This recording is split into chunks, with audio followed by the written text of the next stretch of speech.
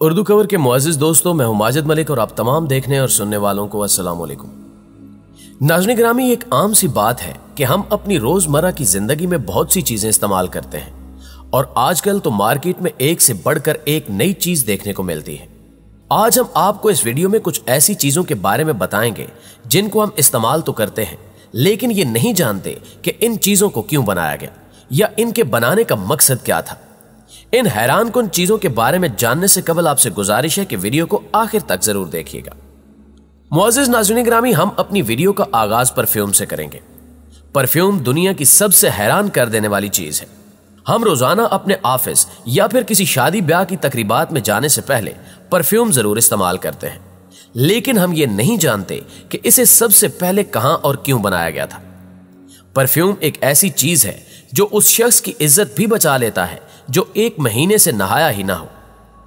आप टीवी पर नशर होने वाली मशहूरियों में भी कई बार देख चुके होंगे कि उधर एक हीरो अपने जिस्म पर परफ्यूम लगाता है तो दूसरी तरफ एक लड़की उस परफ्यूम की खुशबू सूंघकर हीरो की जानिब खिंची चली आती है। खैर, ये तमाम नजरियात तो सिर्फ मशहूरियों की हद तक महदूद है, लेकिन अब आपको इसकी असल वजह बताते हैं कि परफ्यूम क्यों इजाद किया गया। दोस्तों, तारीख के अवराक को पलटा जाए तो पता चलता है कि परफ्यूम इंसान को बदबूदार बनाने के लिए इजाद किया गया था। सुनने में शायद ये बात आपको किसी हद तक नामाकूल और हैरान कुन लगे, लेकिन ये सच है कि परफ्यूम इसलिए इजाद किया गया था कि इसमें बदबूदार लिक्विड मिलाकर इसे इंसानी जिस्म पर लगाया जाता था ताकि इंसानी जिस्म मक्खी, मच्छर और दीगर खतरनाक हशरात से महफूज रह सके। पुराने जमाने में यह परफ्यूम इंसानी जिस्म पर यह मानकर लगाया जाता था कि परफ्यूम के लगाने से जहर भी इंसानी जिस्म को नुकसान नहीं पहुंचा सकता। यह सुनकर आपको मजीद हैरानी होगी कि आजकल जिस स्प्रे से हम मक्खी और मच्छरों को मारते हैं, पुराने जमाने में लोग इसी स्प्रे को परफ्यूम के तौर पर अपने कपड़ों और जिस्म पर इस्तेमाल करते थे, जो आज के इस मॉडर्न दौर में हकीकतन एक हमाकत मालूम होती है। प्यारे दोस्तों, यकीनी तौर पर आजकल कोई ऐसी खातून नहीं होगी जो अंगूठी ना पहनती हो या अंगूठी पहनना पसंद ना करती हो। हत्ता के टेक्नोलॉजी के इस दौर में लड़के भी फैशन की दुनिया में कदम रखने से कबल अपनी उंगलियों में अंगूठी पहनना जरूर पसंद करते हैं। ये बात तो सभी जानते हैं कि अंगूठी एक ज्वेलरी आइटम है, लेकिन दुनिया के 99% लोग इस बात से ना वाकिफ हैं कि अंगूठी की इजाद का असल मकसद फैशन, सजना संवरना या इसको बतौर जेवर इस्तेमाल करना नहीं था, बल्कि इसका असल मकसद कुछ और ही था, जिसे सुनकर आप भी हैरान रह जाएंगे। सबसे पहले आपको यह बताते चलें कि अंगूठी शाही खानदान के मर्दों के लिए बनाई गई थी। पुराने वक्तों में हर बादशाह या सुल्तान के पास हमेशा एक अंगूठी हुआ करती थी जो कि वो शाही मोहर के तौर पर इस्तेमाल करते थे। बादशाह जब किसी को कोई खास खत लिखते थे तो उस अंगूठी से मोहर गाड़ देते थे ताकि निशानी रहे कि यह खत बादशाह की तरफ से आया है। हर बादशाह की अंगूठी एक नए डिजाइन की हुआ करती थी और यही डिजाइन उसकी असल पहचान हुआ करता था, लेकिन वक्त के साथ साथ इसमें कई तब्दीलियां होती गईं और अब वक्त यह आ चुका है कि अंगूठी को औरत के जेवर का अहम तरीन हिस्सा बना दिया गया है और इस फैशन को मर्द हजरात ने भी अपना रखा है। नाज़रीन गिरामी, 7 अप दुनिया की मशहूर तरीन सॉफ्ट ड्रिंक है।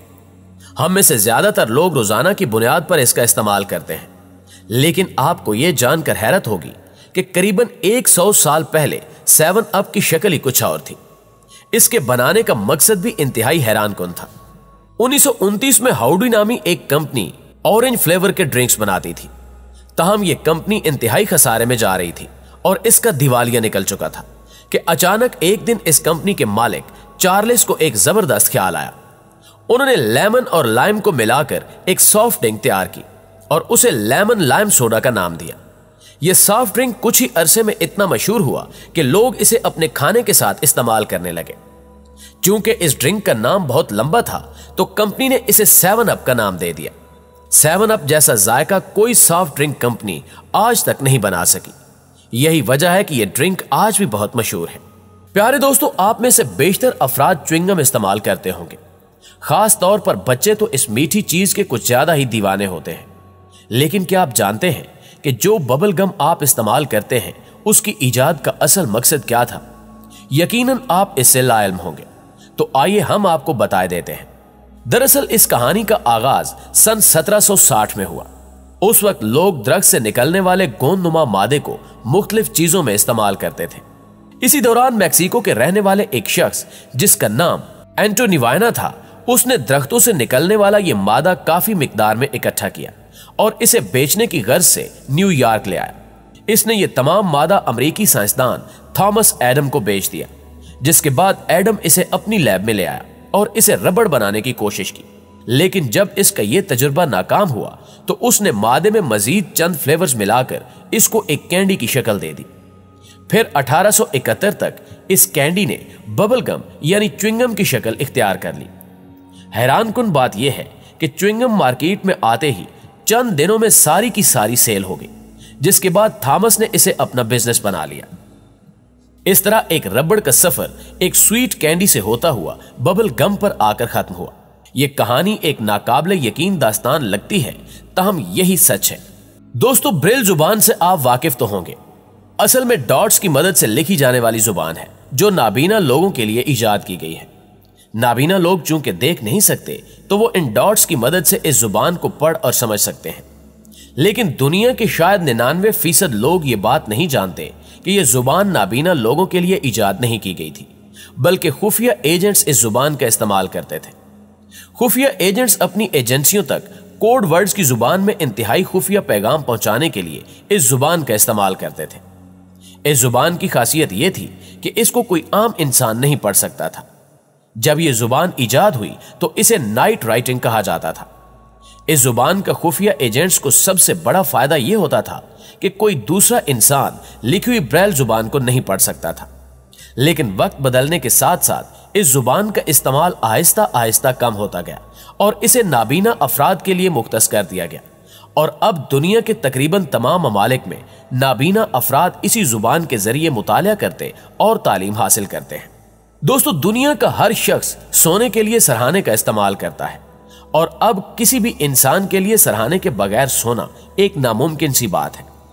लेकिन अगर हम ये कहें कि यह सिरहाना सुकून से सोने के लिए नहीं बल्कि किसी और मकसद के लिए बनाया गया था, तो आपके लिए इस बात पर यकीन करना थोड़ा मुश्किल हो जाएगा। लेकिन आपको यह जानकर काफी हैरत होगी कि सिरहाने पुराने जमाने में इसलिए बनाए गए थे कि सोते वक्त कीड़े मकोड़े इंसानी कान में दाखिल ना हो, क्योंकि उस वक्त इंसान जमीन पर सोया करते थे, जिसके बायस कीड़े मकोड़े इंसानी कान में घुस जाया करते थे। यहां हैरान कर देने वाली एक और बात यह है कि कदीम जमाने के लोग समझते थे कि नरम सिरहाने बिल्कुल नाकारा हैं, इसीलिए चाइना में सख्त सिरहाने बनाए जाते थे ताकि सर जमीन से ऊपर रहे। कदीम चीन में लकड़ी, पत्थर और सख्त चीजों से बनाए गए तकिए बेहतरीन समझे जाते थे। फिर उस वक्त के दौलतमंद अफराद ने अपनी दौलत की नुमाइश करने के लिए रेशम के तकिए इस्तेमाल करना शुरू कर दिए। यह वो दौर था जब नरम तकिया इस्तेमाल करने वाले को दौलतमंद समझा जाता था। बहरहाल कदीम जमाने के अमीर लोगों की यह आदत आज हमारे लिए फायदेमंद साबित हो रही है, वरना चीन के सख्त तरीन तकिए तो आज हम इस्तेमाल ही न कर पाते। जी तो उर्दू कवर के प्यारे दोस्तों, ये थी हमारी आज की मालूमाती वीडियो अच्छी लगे तो इसे लाइक कीजिए और अपने दीगर दोस्तों के साथ भी शेयर कर दीजिए ताकि वो भी इन मालूमात से इस्तेफादा कर सकें। इंशाल्लाह आपसे मुलाकात होती है अगली वीडियो में। तब तक अपना ढेर सारा ख्याल रखिएगा। अल्लाह निगहबान।